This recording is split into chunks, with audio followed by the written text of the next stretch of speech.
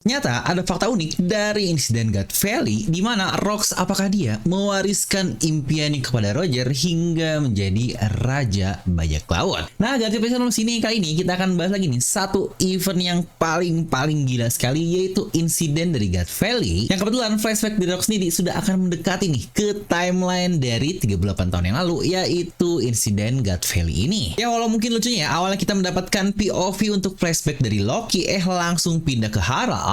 Sekarang malah pindah lagi ke bagian dari Rox, dan untuk waktu saat ini tepat di 44 tahun yang lalu yang ternyata cukup banyak juga nih event yang terjadi di tahun tersebut. Dimulai dari Rox sendiri yang akhirnya mengambil alih Pulau Hachinosu, lalu juga bagaimana bajak laut Kuja yang luar biasa, plus Roger versus Garp yang sebelumnya kita lihat di chapter lalu. Ya walaupun masih ada 6 tahun sih antara 44 tahun sampai 38 tahun lalu untuk masuk ke insiden God Valley yang kita masih nggak tahu nih ada event apa yang terjadi di antara waktu tersebut. Tapi bisa jadi Oda langsung banyak men-skip dan langsung masuk ke satu flashback luar biasa ini. Maka pastikan kalian tonton video sampai habis agar tidak informasi yang miss dan juga setengah-setengah, karena mau duduk masuk akal tapi akal bisa masuk. Dan buat para nakama juga boleh bantu like dulu untuk satu video ini. Nah mari tanpa basa-basi lagi kita langsung saja. Waduh.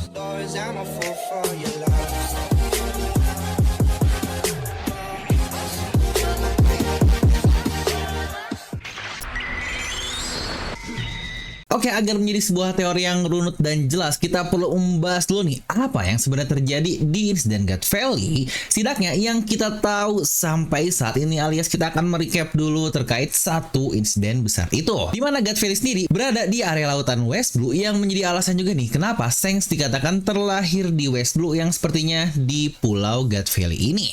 Dan ngomong-ngomong tentang West Blue juga, bukankah di cover story Yamato yang terbaru dikatakan kalau ada pahlawan dari West Blue yang dikubur juga di Ringo, yang kalau kalian sadar di satu lokasi yang sama dengan Ryuma. Yang kira-kira siapakah pahlawan dari West Blue ini? Karena bukankah sangat mencurigakan sekali yang bahkan 2 chapter pun Oda pada akhirnya memberikan color split dan kita belum lanjutkan cover story dari Yamato tersebut. Yang kalau dari bentukan pulaunya sendiri, God Valley ini memiliki bentuk yang unik nih, yaitu terdapat 2 tebing. Ya bukankah namanya juga Valley walaupun bentukannya sangat aneh sekali. Yang bahkan untuk bentukannya jika kalian sadar cukup mirip nih, membentuk tangan yang seakan-akan sedang berdoa, mungkin makanya disebut sebagai God Valley. Yang menariknya pula, di 38 tahun yang lalu area ini dijadikan turnamen oleh para Tenryubito yang menyebut diri mereka sebagai dewa, dan lucunya mereka di situ membabat habis lembah dewa tersebut yang sama dewanya juga. Ya benar, turnamen bangsat ini yang diadakan 3 tahun sekali untuk menghabisi seluruh warga lokal di pulau tersebut, dan akhirnya para Tenryubito akan mengambil resource atau sumber daya dari pulau tersebut. Di mana turnamen ini pula diselenggarakan dan diikuti tidak hanya oleh para Tenryubito, melainkan juga oleh para pasukan mereka, yaitu Godsnack yang mengikuti turnamen ini.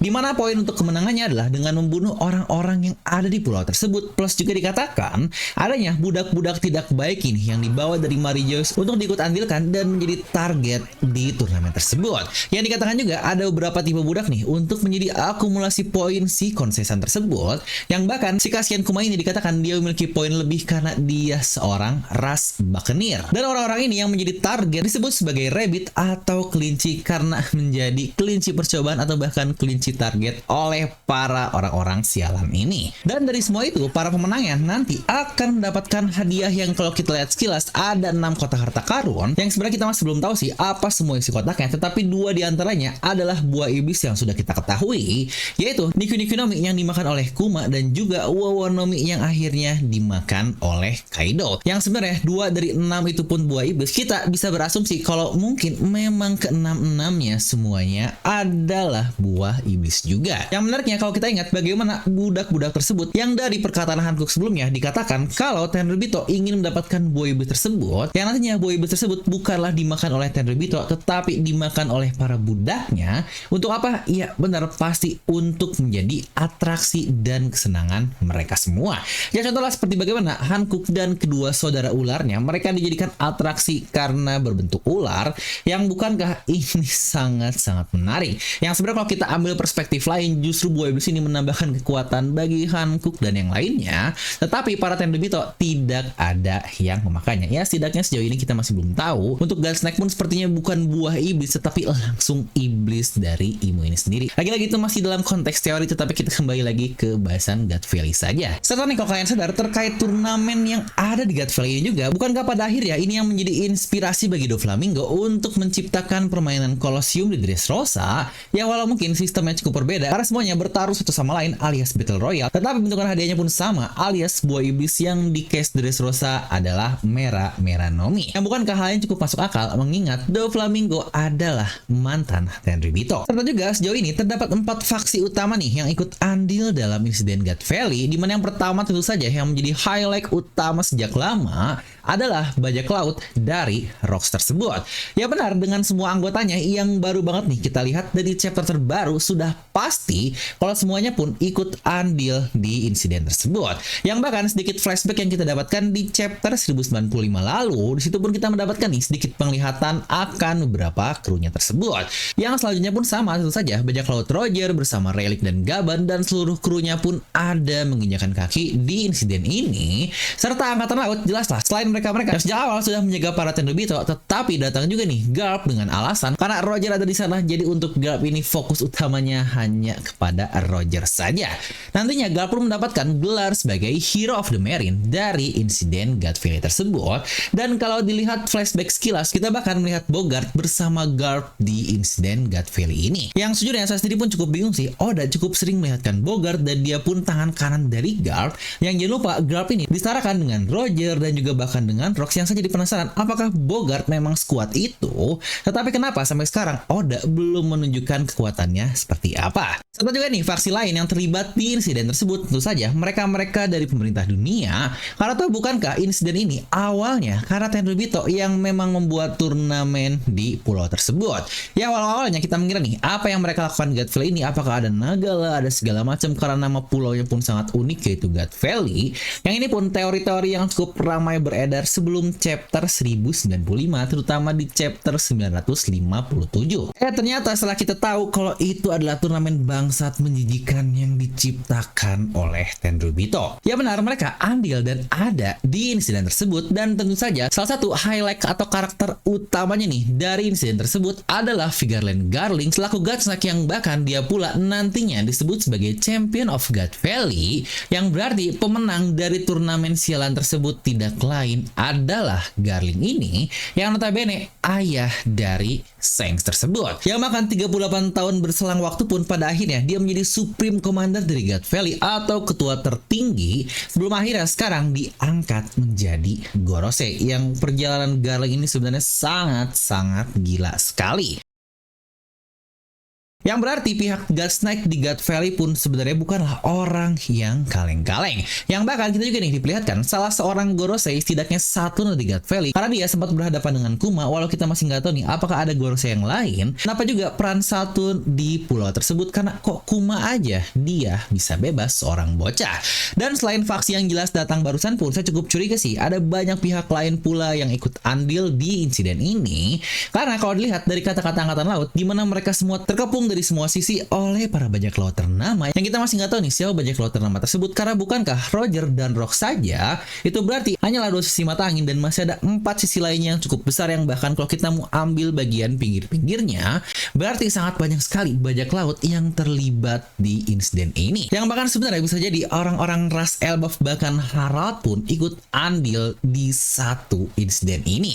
Lagi-lagi kita masih harus menunggu untuk jawabannya, karena wah ini bisa gila banget. Nah mungkin untuk kronologi dari insiden God Valley ini pula bermula dari kepintaran 2 budak yaitu Ginny dan Ivankov. Ya benar, Ginny dia berhasil mencuri beberapa dalin musik, dan dia yang paham tentang komunikasi akhirnya menyebarkan satu insiden tersebut yang ada di God Valley dengan sebuah hadiah berupa buah iblis legendaris, yang sebenarnya kita masih belum tahu apakah yang Ginny sebarkan adalah ke-6 buah iblis yang ada di kotak harta karun sebelumnya, atau mungkin dia hanya tahu 2-nya saja yaitu Niku-Niku dan Wowo yang barusan kita bahas. Ya walau saya sendiri pun cukup curiga sih, apakah mungkin kenapa Oda hanya menyebutkan 2 dari mungkin ke-6 buah iblis yang ada untuk kebutuhan plot saja, karena 2 buah iblis yang ada memang sudah kita ketahui dimakan Kuma dan Kaido. Yang bukankah pada akhirnya juga nanti kita lihat sendiri kan alasan Rocks datang menurut Garp karena mereka membuat masalah dan mencuri harta karun dari Hachinosu. Jangan lupa ya, Rocks pemimpinnya, dan wajarlah seorang pemimpin ada yang diambil harta karunnya pasti bakal mengambilnya kembali. Lalu Roger pun datang karena adanya harta karun tersebut, yang bahkan anak buahnya punya Rayleigh dan Gaban, mereka pun berkata kalau nggak mau berbagi nih walau Roger adalah kapten,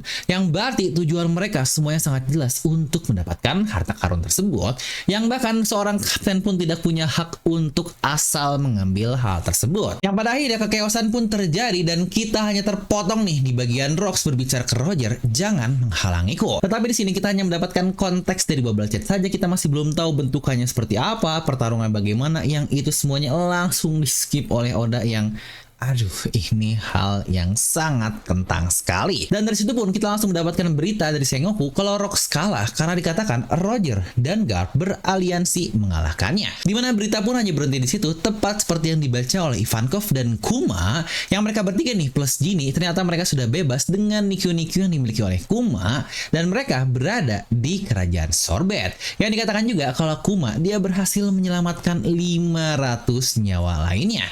Big Mom pula dia memberikan Kaido buah iblis tersebut, yang dikatakan kalau Kaido langsung menghilang, yang sepertinya nih alasannya bisa jadi karena Kaido pada saat itu diculik oleh pemerintah dunia, yang jangan lupa ya kalau tidak lama setelah itu Kaido berada di Pang Hazard yang dijadikan penelitian yang ujung-ujungnya oleh Vegapunk dan buah iblis dari Momonosuke. Dan dari situ pun akhirnya bajak laut Rox yang sangat-sangat luar biasa dari kru-krunya akhirnya bubar total, dimana masing-masing bergerak sendiri, dan dikatakan juga kalau peta dari God Valley dihilangkan dalam sejarah untuk selamanya. Nah oke lah, mungkin itu barusan adalah beberapa hal atau kronologi yang kita dapatkan terkait satu insiden God Valley sampai video ini dibuat. Dan mungkin buat kalian juga yang suka bingung ketika membaca judul chapter, kenapa suka ada kata-kata chapter plusnya? Karena chapter plus ini berarti videonya dibuat atau mungkin skripnya dibuat ketika chapter One Piece berada di chapter segitu. Dimana contoh untuk video ini adalah 1157 plus, yang berarti teori ini rilis ketika One Piece menuju ke chapter 1157. Nah dan kembali lagi ke konteks dari God Valley, di mana 80% yang kita ketahui kronologi dari insiden tersebut adalah dari perkataan Sengoku yang kita dapatkan sudah lama sekali di chapter 957. Tetapi mungkin pertanyaan kita semua adalah seberapa banyak dan seberapa asli kata-kata Sengoku untuk kita jadikan sebuah patokan kalau itu cerita yang sebenarnya. Jangan lupa ya kalau Sengoku juga dia adalah angkatan laut, yaitu bagian dari pemerintah dunia, yang walau dia menurut saya punya keadilan yang terbilang baik sih, tetapi akan cukup sanksi juga kalau dia menceritakan semua hal tersebut, kebenaran aslinya kepada generasi muda dari angkatan laut. Maka benar bisa jadi cerita dari Sengoku hanyalah cerita-cerita seperti yang ada di koran yang sebelumnya dibaca oleh Genie dan juga Ivankov, karena pasti akan ada bias atau ada distorsi informasi yang dibuat hanya untuk menguntungkan pihak dari pemerintah dunia saja. Tapi mari di sini kita coba berteori atau berasumsi kira-kira apa yang sebenarnya terjadi di insiden dari God Valley tersebut. Pertama nih, dengan kita yang sudah melihat bagaimana karakter dari Rox ini, rasanya dia bukanlah orang yang pure evil banget nih, super jahat yang akan melakukan apapun untuk keinginannya. Ya walau teori ini pun sudah cukup lama dan sudah cukup yakin juga sejak kata-kata God Valley dibahas, karena yang ngomong adalah Sengoku, dan tadi seperti yang saya bilang terdapat bias dari pemerintah dunia yang kemungkinan seperti kita tahu lah, pemerintah pasti akan banyak mendistorsi informasi. Maksudnya pemerintah dunia One Piece. Serta juga nih faktor pendukung penting kenapa saya berkata kalau Rox ini bukanlah orang yang pure evil. Bukankah kita lihat sendiri di chapter terbaru bagaimana Rox yang marah nih karena Kaido menyarankan untuk melakukan apapun dan bahkan menghajar Harald agar dia tunduk. Ya benar situ, Rox sangat tidak terima karena dia berkata kalau Harald adalah sahabatnya. Dia pun langsung menendang Kaido di saat itu. Yang berarti sebenarnya dari sini cukup clear ya kalau dia atau Rox tidak asal akan melakukan apapun untuk mencapai mimpinya. Yang berarti dia bukanlah tipe orang yang pure evil akan melakukan apapun untuk mimpinya tersebut. Bahkan cara dia merekrut kru-kru hebat pun melalui games dari Davy Backfight, yang berarti Rox juga bukan orang yang asal nyulik. Dia juga tetap memiliki anjir atau kehormatan sebagai bajak laut dengan cara mencurinya dari orang lain, tetapi dalam sebuah game dan tidak asal ambil saja. Jangan lupa untuk game ini terdapat akad nih yang diterima oleh keduanya, yang pasti pihak kalah harus menuruti pihak menang dan tidak asal jebret mencuri, yang itu mah lebih ke arah barbar atau tidak punya otak. Hanya wajar banget kan kalau Rox menyebut dirinya sebagai Davy Jones Pirate. Yang ngomong-ngomong sebenarnya tentang Davy Jones ini, sudah ada satu teori, sudah ada satu skrip dan bahasan yang mungkin akan dibahas terkait Davy Jones, tapi ya masih belum rampung nih untuk teorinya. Jadi kalian tunggu aja untuk bahasan lengkap terkait Davy Jones ini. Nah lalu nih, dengan kita yang melihat Rox, ternyata dia ini cukup baik loh, dia ini orangnya fair banget loh. Bukankah rasanya aneh nih kalau dia sendirilah yang dihancurkan di saat orang-orang lainnya terus berlanjut kehidupannya dari bajak laut Rox yang lain. Serta juga Garp dan Roger, dari cara Garp nih yang benar-benar datang cuma untuk ngehajar Roger pun rasanya sangat aneh kalau mereka harus beraliansi dan menghalangi Rox di pulau tersebut. Yang sebenarnya bisa aja sih, karena Garp dan Roger yang udah saling sering bertarung, pada akhirnya mereka menjadi seperti nakama dan akan menghajar seseorang yang bareng, tetapi tidak ada alasan khusus untuk keduanya melawan bajak laut dari Rox di pulau itu. Apalagi bukankah Garp sendiri tahu kalau harta karun dari pulau Hachinosu diambil, jadi pasti Garp pun akan sangat mewajari kalau Rox akhirnya ingin mengambil apa yang dia miliki. Makanya kalau sampai membunuhnya, menurut saya itu sangat-sangat berlebihan kata-kata dari Sengoku. Karena bukankah bisa kita lihat tidak ada kok impian dari masing-masingnya yang terhalangi oleh perlakuan dari orang-orang ini. Roger bahkan 6 tahun sebelumnya dia malah lebih fokus untuk nyurik cewek alias Shaki dan bukan melakukan petualangan-petualangan yang mungkin membuatnya menjadi raja bajak laut. Yang berarti tidak ada impian khusus yang memang diinginkan, apalagi harus saling cross dan saling menghalangi. Jadi menurut saya aliansi duo ini sangat mengawang sekali kalau mendengar kata-kata Sengoku. Serta juga nih, saya pernah berteori juga, apakah jangan-jangan nantinya anak buah Rox lah yang mengkhianati diri Rox tersebut di God Valley. Yang memang case ini sangat-sangat mungkin terjadi, apalagi bagaimana semuanya memiliki misinya sendiri-sendiri, yang bahkan bukankah banyak sekali nih poin-poin yang dikatakan di serial One Piece kalau bajak laut nantinya pasti akan mengkhianati kalian. Apalagi bahkan seorang Kaido pun yang berkata seperti itu, yang mantan anggota dari Rox. Ya walaupun kita masih belum mendapatkan sih apa follow up kata-kata Kaido di serial ini. Tapi juga satu keraguan saya adalah dari bagaimana kita melihat di chapter lalu untuk seluruh kru dari bajak laut Rox, di mana walaupun mereka memiliki misi yang berbeda, tetapi mereka masih memiliki satu visi yang sama, yang memanglah bukan persahabatan seperti Luffy, yang bahkan situ pun Shiki dan Kapten John mereka sangat paham sekali kalau bajak laut ini pasti akan bubar cepat atau lambat, tetapi mereka masih memiliki satu tujuan yang sama. Makanya cukup sulit nih kalau Rox pada akhirnya dikhianati full langsung di insiden dari God Valley ini. Ya kalau memang sih terdapat opsi menarik kalau pengkhianatnya adalah Aochoku, karena jangan lupa setelah Rox ini pemimpin dari Hachinosu adalah Aochoku ini sendiri. Tapi lagi-lagi kita masih belum tahu. Nah jadi semua narasi yang ada selalu fokus nih ke bajak laut dan bajak laut, padahal bukankah pada akhirnya kita pun ketahui terdapat pemerintah dunia coy yang ada di God Valley ini. Ada Garling yang sangat kuat juga di insiden tersebut, bahkan terdapat Gorosei juga. Jadi Rox pun saya cukup yakin yang memang dia sudah melihat Imu pasti akan menjadi incaran utama pihak pemerintah dunia tersebut. Mana apalagi kru dari Rox ini tingkatannya gila-gila semua, yang bahkan kalau ingat pun Newgate atau Shirohige dia pun pernah bilang kan kepada Shanks ketika awal banget kalau lihat mukanya mengingatkan dia ke luka yang dia miliki di dadanya. Dimana banyak teori berkata apakah jangan-jangan luka yang diterima oleh Newgate atau Shirohige adalah luka yang dia terima dari Vigarland Garling, yang notabene bukankah Garling sudah terkonfirmasi kalau dia ayah dari Shanks. Jadi wajar sekali Shirohige berkata seperti itu ketika melihat muka dari Shanks ini. Jadi kalau dilihat dari hubungan para bajak laut ini, apalagi Rox dengan Roger, saya malah merasa nih kalau keduanya bahkan gak akan ada dendam sampai bunuh-bunuhan. Atau bukankah tujuannya aja udah sangat berbeda sekali, dimana Rox dia mau menjadi raja dunia ini dan tujuan dia adalah Mary Joyce secara langsung untuk menghancurkan Mary Joyce. Jadi nggak adalah seharusnya dia akan berselisih dengan goal di Roger. Roger pula memang kita masih belum tahu sih apa impiannya, karena dia memiliki impian yang persis seperti Luffy yang sama-sama masih disamarkan. Atau ternyata jangan-jangan impiannya juga adalah menjadi King of the World, yang wadaw kalau begitu Luffy pun sangat unik juga. Ya walaupun cukup aneh sih kalau emang menjadi King of the World, kenapa harus disensor seperti itu di saat untuk bagi bahkan tidak disensor oleh Oda. Dan ini juga mungkin pertanyaan kita yang dibahas di video review kemarin, kalau kenapa sih Rox bisa tahu banyak banget tentang dunia ini, tentang Imu lah, Galera lah, Mary Joyce, hubungan Elbaf dan pemerintah dunia, dan semua hal tersebut. Dari situ justru saya menjadi sangat-sangat curiga sekali, apakah jangan-jangan justru Rox lah orang pertama yang sampai ke pulau terakhir alias Loftel. Entah nih karena mungkin dia bisa baca poneglyph atau apapun, kita masih belum tahu terkait masalah itu. Tapi yang jelas kalau bukan Roger tetapi Rox orang pertama, saya sendiri pun tidak akan merasa aneh. Kenapa? Tahu bukan gak kita ketahui kalau Rox pada akhirnya dihilangkan dari dunia ini, yang bahkan keberadaannya pun benar-benar dihilangkan.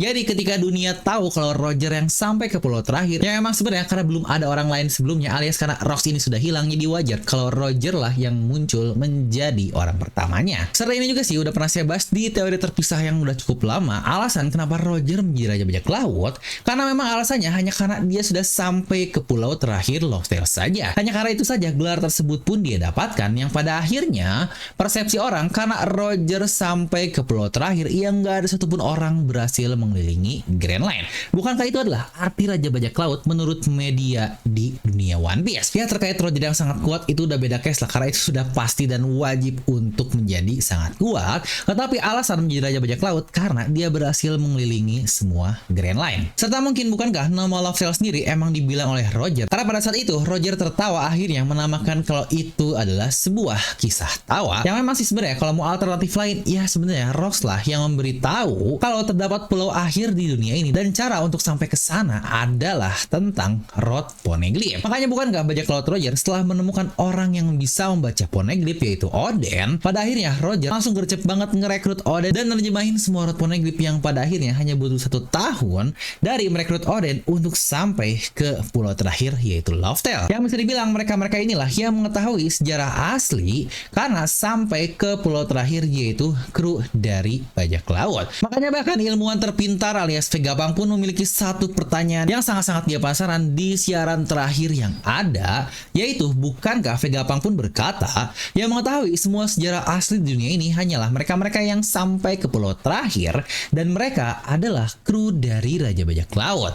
Tetapi kemana mereka semua? Kenapa semuanya terdiam? Dimana teori saya adalah apakah jangan-jangan semua kru dari bajak laut Roger pun seakan-akan menghilang dan seakan-akan terdiam karena mereka menunggu momen atau menunggu takdir ketika seseorang datang untuk siap mengubah dunia ini. Yang tentu saja kita sudah tahu jawabannya kalau itu adalah The Next Joy Boy alias Nika yang sekarang dimakan oleh Luffy. Karena bukankah kita juga lihat sendiri kan bagaimana Shanks pun mulai bergerak setelah dia melihat Luffy menjadi Nika. Dan kalau kita kembali lagi ke narasi awal, di mana perkataan Sengoku yang 2 Roger Gal versus Rox, apakah justru ini malah akan menjadi foreshadow nih untuk perang terakhir nanti? Ingat 2 buah iblis legendaris yang Rox katakan sebelumnya, apakah itu adalah Yami Yami dan Gomu Gomu? Yang apakah nanti 2 orang ini akan bersatu untuk melawan Imu? Dan apakah akan menjadi lope-lope seperti Naruto dan Sasuke yang aduh ini janganlah, jadi sangat-sangat keren sekali.